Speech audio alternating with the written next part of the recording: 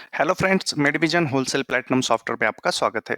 आज के इस वीडियो में हम आउटस्टैंडिंग रिपोर्ट के बारे में जानकारी लेंगे। ये आउटस्टैंडिंग रिपोर्ट के वीडियो का सेकंड पार्ट है। तो आइए वीडियो शुरू करते हैं। सबसे पहले आज जो हम रिपोर्ट डिस्कस करने वाले हैं, ये रिपोर्ट हम दो तरीके से जनरेट कर सकते हैं। पहला तरीका जो है, जो हम मेनू से रिपोर्ट जनरेट करेंगे। इसके लिए हम सॉफ्टवेयर के मेन मेनू में डिस्प्ले के ऑप्शन में एंटर करेंगे। उसके बाद हमें अकाउंट रिपोर्ट के ऑप्शन पे एंटर करना है और अकाउंट रिपोर्ट में आने के बाद आउटस्टैंडिंग रिपोर्ट के ऑप्शन पे एंटर करना है। इसमें सबसे पहले जो हमें रिपोर्ट दिखाई दे रहा है, रिसीवेबल बिल वाइज ग्रुप और सीक्वेंस, ये रिपोर्ट आज हम डिस्कस करेंगे। ये रिपोर्ट जैसे हमने मेनू से जनरेट किया, वैसे सेकंड तरीका जो है वो शॉर्टकट की है। तो इसके लिए हम शॉर्टकट की यूज करेंगे DAOG। जैसे कि DAOG हम टाइप करते हैं तो ये रिपोर्ट का जो क्राइटेरिया है वो हमारे सामने आ जाता है। तो ये रिपोर्ट हम यहाँ से जनरेट कर सकते हैं। तो ये रिपोर्ट जनरेट करने के लिए हम किस तरह से क्राइटेरिया अप्लाई करके हमारे रिक्वायरमेंट के हिसाब से रिपोर्ट जनरेट करते हैं, इस बारे में जानकारी लेंगे। सबसे पहले इस रिपोर्ट के क्राइटेरिया में हमें सेल टाइप का एक ऑप्शन मिल जाता है, जहां से हम पर्टिकुलर एक ही सेल टाइप का आउटस्टैंडिंग ओपन कर सकते हैं। जैसे हमारे सामने यहाँ पे दो सेल टाइप दिखाई दे रहे हैं, जैसे कि लोकल सेल और OMS, मतलब आउट ऑफ स्टेट वाला जो सेल होता है वो। तो अगर हमें सिर्फ लोकल सेल का आउटस्टैंडिंग देखना है तो हम इस सेल टाइप के ऑप्शन को सिलेक्ट करके आगे एंटर करके ओके करेंगे तो सिर्फ लोकल सेल का जो आउटस्टैंडिंग है वो हमारे सामने ओपन हो जाएगा। वैसे ही अगर हमें सिर्फ आउट ऑफ स्टेट वाला आउटस्टैंडिंग जनरेट करना है तो सेकंड सेल टाइप जो है वो हम सिलेक्ट करेंगे। अगर हमें ऑल सेल टाइप चाहिए तो हम सेल टाइप में कुछ भी सिलेक्ट नहीं करेंगे और ब्लैंक रख के आगे आएंगे तो सभी सेल टाइप इसमें कंसिडर हो जाएंगे। आगे आने के बाद हमें ऑप्शंस मिलता है include cash cell, include cash credit sale और इनक्लूड क्रेडिट सेल। इसका मतलब हमें आउटस्टैंडिंग रिपोर्ट जो जनरेट करना है वो किसी पर्टिकुलर एक सेल टाइप का जनरेट करना है या फिर सभी सेल टाइप का जनरेट करना है। अगर हमें पर्टिकुलर एक सेल टाइप का रिपोर्ट जनरेट करना है तो हम वही सेल टाइप यस रखेंगे और बाकी के जो सेल टाइप है वो नो रखेंगे। तो पर्टिकुलर वही सेल टाइप का जो आउटस्टैंडिंग है वो हमारे सामने ओपन हो जाएगा। अगर हम सभी ऑप्शंस को एक यस रखते हैं तो सभी ट्रांजैक्शन टाइप का जो भी आउटस्टैंडिंग है वो हमारे सामने जनरेट हो जाएगा। आगे आने के बाद हमें सेल्समैन का एक ऑप्शन मिल जाता है, जहाँ पे हम सेल्समैन सिलेक्ट कर सकते हैं और एक ही सेल्समैन का हम आउटस्टैंडिंग जनरेट कर सकते हैं। अगर हमने इस सेल्समैन में पवन सिलेक्ट किया तो हमें दो ऑप्शंस मिलेंगे। ये सेल्समैन हमने जो पार्टी के मास्टर में लिंक करके रखा है उसके बेसिस पे रिपोर्ट जनरेट करना है, या फिर सेल बिल में जो हम सेल्समैन मेंशन करते हैं उसके बेसिस पे हमें रिपोर्ट जनरेट करना है। तो ये ऑप्शन हमें सिलेक्ट करना है। अगर हमें सेल बिल में जो सेल्समैन मेंशन किया है उसके बेसिस पे जनरेट करना है तो हम सेल बिल के ऑप्शन को सिलेक्ट करेंगे और एंटर करके आगे आएंगे तो उसी सेल्समैन का जो आउटस्टैंडिंग है वो हमारे सामने ओपन हो जाता है।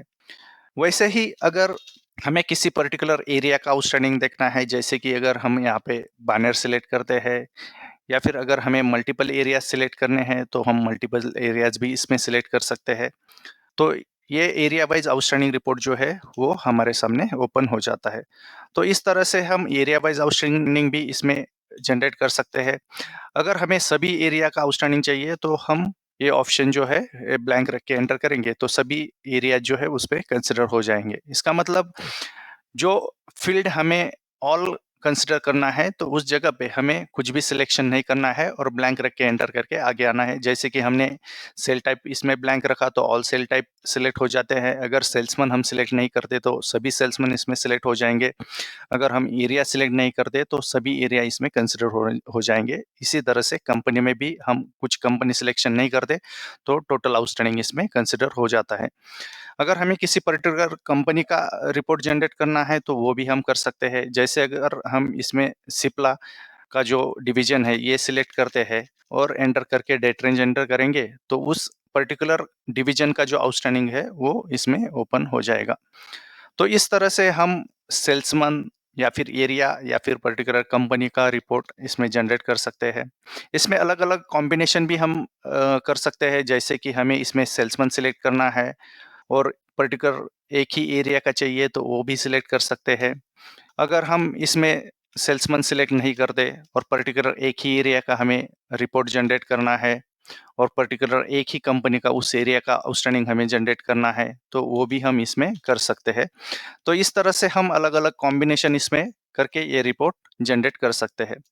उसके बाद हमें नीचे और एक ऑप्शन मिल जाता है, include sale with bill discount only. इसका मतलब क्या है कि अगर हमें जिस-जिस बिल में से डिस्काउंट दिया हुआ है, उतने ही बिल का आउटस्टैंडिंग चाहिए, तो ये जो ऑप्शन है, वो हम अगर यस रखते हैं, तो जिस बिल में डिस्काउंट दिया हुआ है, उतने ही बिल का जो आउटस्टैंडिंग है, वो हमारे सामने ओपन हो जाएगा। जैसे हमें ये 3 पार्टी के जो बिल्स हैं, वो सामने शो हो रहे हैं, क्योंकि इस बिल में हमने डिस्काउंट दिया हुआ है। तो इस तरह से हमें अगर सिर्फ डिस्काउंटेड बिल का ही आउटस्टैंडिंग देखना है, तो वो भी हम देख सकते हैं। अगर हमें जो बिल ड्यू हुए हैं, उनका ही रिपोर्ट जनरेट करना है, तो वो भी हम कर सकते हैं। इसके लिए इंक्लूड ड्यू बिल्स ओनली का जो सेटिंग है, इसे हम यस करेंगे।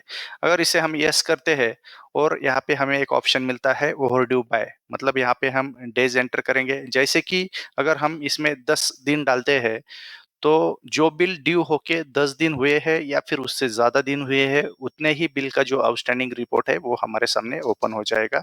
जैसे अगर हम इसमें एंटर करके डेट डालते हैं, तो जो बिल ड्यू हुए हैं और 10 दिन या फिर उससे ज़्यादा दिन हुए हैं, उतने ही बिल का जो आउटस्टैंडिंग है, वो हमारे सामने ओपन हो जाता है। यहाँ पे हमें इस रिपोर्ट में सबसे लास्ट कॉलम जो है, ओवरड्यू डेज़ का इसमें दिखाई देता है।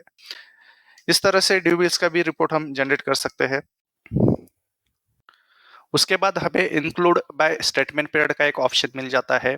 अगर हमारे सॉफ्टवेयर में किसी पार्टी का हम स्टेटमेंट जनरेट करते हैं और उनके मास्टर में हमने स्टेटमेंट पीरियड एंटर करके रखा है, जैसे कि 7 डेज, 15 डेज या फिर 21 डेज, तो हमें किसी पर्टिकुलर स्टेटमेंट पीरियड की पार्टी का आउटस्टैंडिंग रिपोर्ट जनरेट करना है, तो इस ऑप्शन को हम यस करके स्टेटमेंट पीरियड जो है वो एंटर करेंगे।